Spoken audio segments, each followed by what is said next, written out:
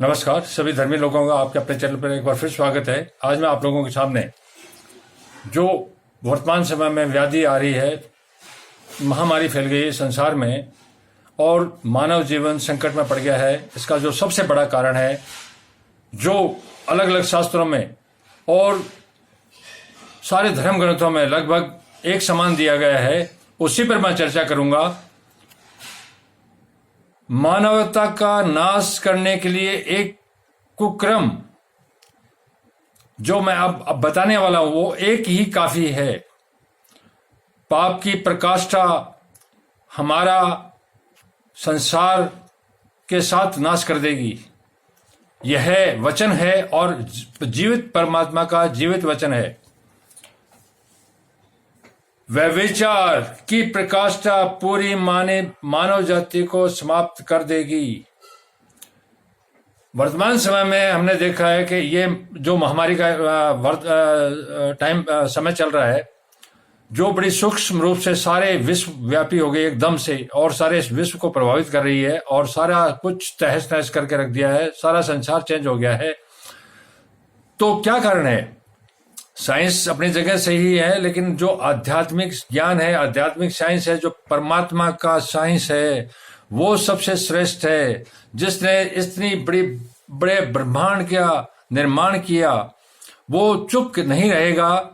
इस चीज को सभी जानते हैं, न जानते हैं तो अपने विवेक से सोचें कि सारे संसार का राज उसी के हाथ में है, जो सारी पृथ्वी के मानव जाति के लोगों को इसी खनखनाती मिट्टी से बना के और उसके नाथनों में सांस फूंक देता है। वो सांस निकाल भी सकता है। तो कृपया व्यभिचार की प्रकाष्ठा किस प्रकार से धरती का नाश कर सकती है, मैं आज आप लोगों के सामने बाइबल में दिए गए वचनों पर मैं बात करूंगा कि उसका कितना बड़ा प्रभाव और कितना ज्यादा खतरनाक हम हालत में पहुंच जाते हैं। बाइबल किसी धर्म विशेष को न जोड़ें आप। यह सभी लोगों के लिए है, सभी लोगों के लिए लिखा है, चाहे वो गीता हो, चाहे कुरान हो, चाहे और कोई धर्मशास्त्र हो या किसी ऋषि मुनि का ज्ञान हो, सारे लोगों को, सारी धरती के लोगों के लिए है।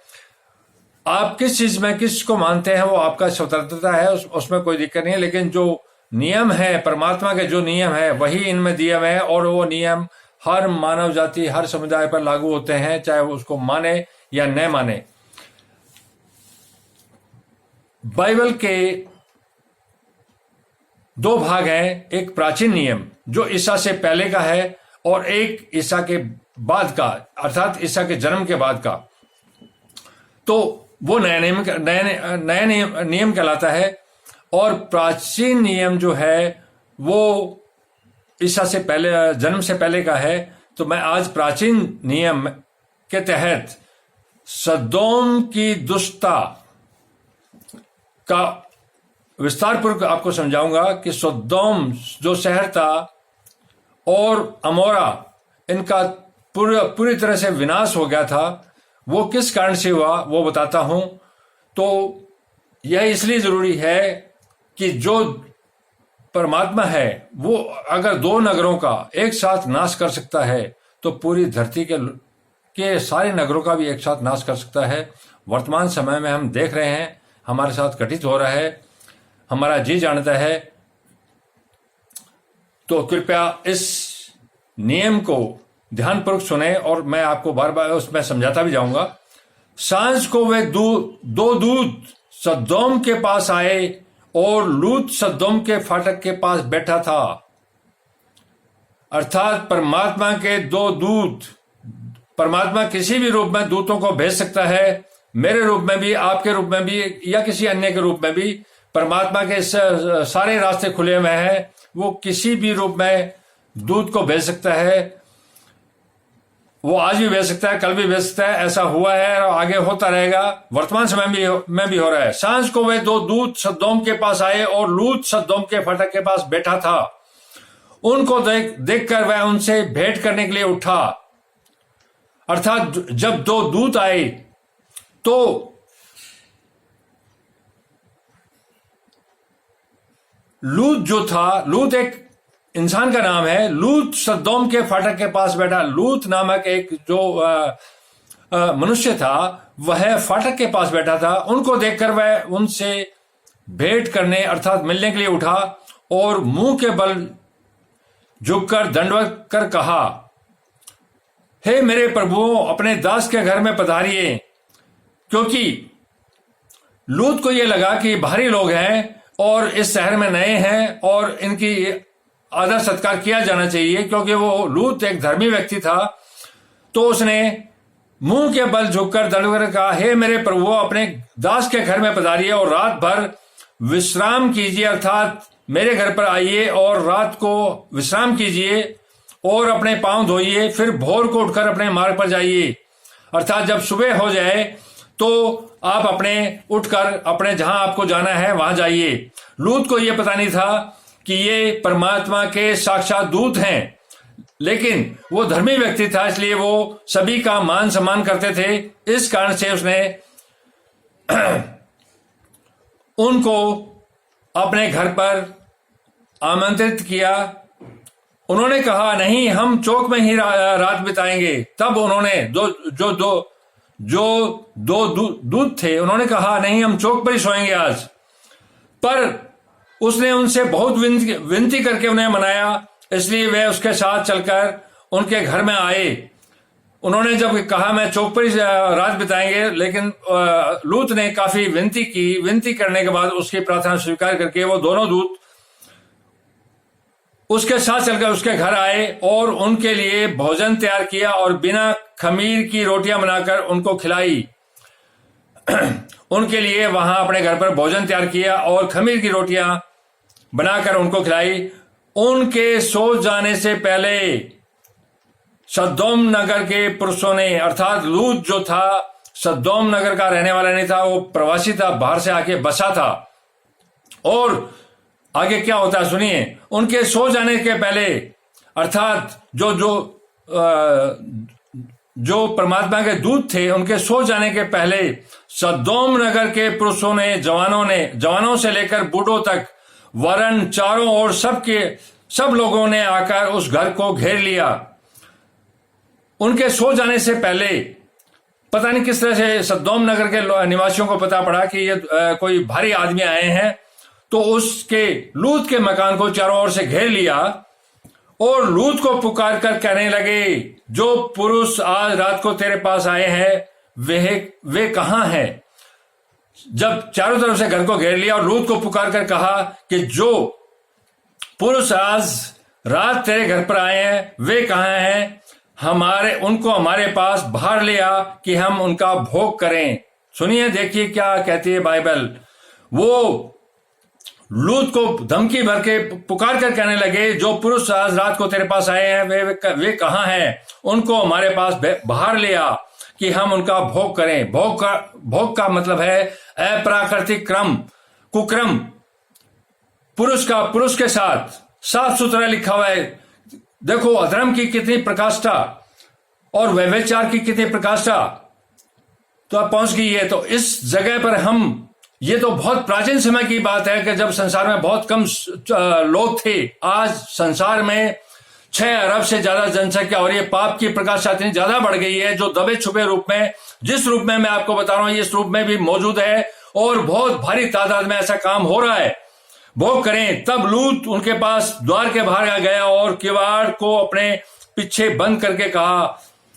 लूत को लगा ये बहुत बड़ा अनर्थ हो जाएगा, क्योंकि भारी व्यक्ति है और इनको मैंने शरण दी है। शरणदाता भगवान के ही रूप होते हैं और इनके साथ अगर ऐसा कुछ हो गया तो इससे बढ़ के धरती पर कोई पाप नहीं होगा, सबका नाश हो जाएगा। उस नाश को रोकने के लिए लूत ने कितनी बड़ी कीमत चुकाई, कितनी बड़ी कीमत देने की कोशिश की, ताकि वो कुक्रम जो अधर्म है, जो अप्राकृतिक है, उसको रोकने के लिए उनको हाथ जोड़कर विनती की। तब लूत ने उनके पास द्वार के बाहर आया और किवाड़ को अपने पीछे बंद करके कहा, हे मेरे भाइयों, ऐसी बुराई न करो। सुनो, मेरी 2 बेटियां हैं जिन्होंने अब तक पुरुष का मुंह नहीं देखा। इच्छा हो तो मैं उन्हें तुम्हारे पास बाहर ले आऊं और तुमको जैसा अच्छा लगे वैसा व्यवहार उनसे करो, पर इन पुरुषों से कुछ न करो, क्योंकि ये छत तले आए हैं। देखो, लूत ने धर्मी होते हुए उनको कहा कि ये दो जो व्यक्ति हैं ये मेरे छत के नीचे हैं, और इनके साथ इस तरह का अगर कुकर्म करोगे तो इससे बड़ा अनर्थ और इससे बड़ा पाप धरती पर कोई नहीं होगा। अगर आपको यही काम करना है तो मैं अपनी जो दो कुंवारी लड़कियां जिन्होंने किसी पुरुष का शक्ल नहीं देखी, मैं उनको तुम्हें सौंप देता हूं ताकि इनका बचाव हो जाए। अपने घर पर आए हुए मेहमान जो परमात्मा के रूप में थे उनको बचाने के लिए लूत ने इतनी बड़ी कीमत देने को तैयार हो गया। कोई भी पिता इतनी बड़ी कीमत देने को कभी तैयार नहीं होगा, लेकिन लूत परमेश्वर और उसकी व्यवस्था और उसकी ताकत को जानता था। वो जानता था कि इनको बचाना बहुत जरूरी है, अगर नहीं बचाया गया तो सब कुछ सत्यानाश हो जाएगा। इसलिए उसने जो अपने कलेजे के टुकड़े जो लड़कियां थी जो पवित्र थी उनको भी देने को तैयार हो गया। अब आगे देखिए क्या होता है। बाहर ले आऊं, तुमको जैसा लगे वैसा व्यवहार उनसे करो, पर इन पुरुषों से कुछ न करो, क्योंकि ये मेरी छत तले आए हैं। उन्होंने कहा, तब भीड़ ने कहा, हट जा। फिर वे कहने लगे, तू एक परदेशी होकर यहां रहने के लिए आया, पर अब न्याय भी बन बैठा। तब भीड़ ने कहा, तू एक परदेशी है और यहां आया, अब तू न्याय भी करने लग गया। इसलिए अब हम उनसे भी अधिक तेरे साथ बुराई करेंगे। तो कहा कि तू परदेशी होकर बाहर से आया है और हमारी जगह हमारे शहर में आके अब तू न्याय भी करने लग गया। अब तू देख, तेरे साथ हम कितना बड़ा, उनसे भी बड़ा अन्याय करेंगे। और वे उस पुरुष लूत को बहुत दबाने लगे और किवाड़ तोड़ने के लिए निकट आए। तब उन अतिथियों ने हाथ बढ़ाकर लूत को अपने पास घर में खींच लिया। तब जो अतिथि थे जो सुन रहे थे उन्होंने हाथ बढ़ाकर लूत को पीछे खींच लिया और किवाड़ को बंद कर दिया। और उन्होंने क्या छोटे क्या बड़े सब पुरुषों को जो घर के द्वार पर थे अंधा कर दिया। अर्थात परमात्मा के दूतों ने लूत को तो अंदर खींच लिया। जब देखा कि इतना बड़ा अनर्थ करने वाले शहर में है मौजूद है, वो इसी बात का पता करने आए थे कि धरती पर कितने पाप बढ़ गए हैं। जब उन्होंने अपनी आंख से देख लिया तो लूत को पीछे खींचे, दरवाजा बंद कर दिया। और जो दरवाजे पर जो भीड़ इकट्ठी थी, क्या बड़े क्या पुरुषों को जो घर के द्वार पर थे अंधा कर दिया। अंतः वे द्वार को टटोते थक गए। अंधे होने के बाद वो द्वार को नहीं ढूंढ पाए और उन दूतों की वजह से अनर्थ होते होते बच गया। और इसके बाद सदोम और अमोरा का नाश हो गया। मैं इससे आगे जो वीडियो बना रहा हूं उसमें ये सदोम और अमोरा का विनाश पर ही बनाऊंगा, तो कृपया ध्यानपूर्वक सुने। व्यभिचार की प्रकाष्ठा आज धरती पर इतनी बढ़ गई है, मैं आप लोगों को खुले शब्दों में बता रहा हूं, प्रकाष्ठा इतनी बढ़ गई है। ये जो मैंने वाक्य आपको बताया है सदोम की दुष्टता, आज मैं आपको संसार की दुष्टता बता रहा हूं कि इतना बड़ा बढ़ गया है। छोटी छोटी बालिकाएं, छोटे छोटे बालक, उनके साथ कुक्रम, हत्याएं, बलात्कार, इस तरह के जो जलील काम हो रहे हैं उसका परिणाम हम पूरी मानव जाति आज भोग रही है। और आगे पता नहीं कितने बड़े अनर्थ की ओर हम जा रहे हैं, इसका पता ही नहीं है, क्योंकि विवेक मारा गया लोगों का और इस तरह के कामों को बढ़ावा दे रहे हैं और बढ़ रहा है। तो कृपया करके आप इस तरह के अनर्थ को रोकने का प्रयास करें। यह एक कानून या पुलिस या कोई दूसरी और सिस्टम से नहीं, ये व्यक्ति से व्यक्ति, पूरा समाज इसको समाप्त कर सकता है, कम कर सकता है, ताकि धरती बची रहे, धरती के लोग बचे रहें। व्यभिचार से बड़ा कोई पाप नहीं, यह ब्रह्म हत्या है। अगर इसको नहीं रोका गया तो कोई कारण नहीं, कोई भी आदमी या कोई देवता इस धरती के विनाश को नहीं बचा सकेगी। लूत की इस कथा के बाद सदोम और अमोरा के विनाश का उल्लेख करूंगा। धन्यवाद। शुभ रात्रि।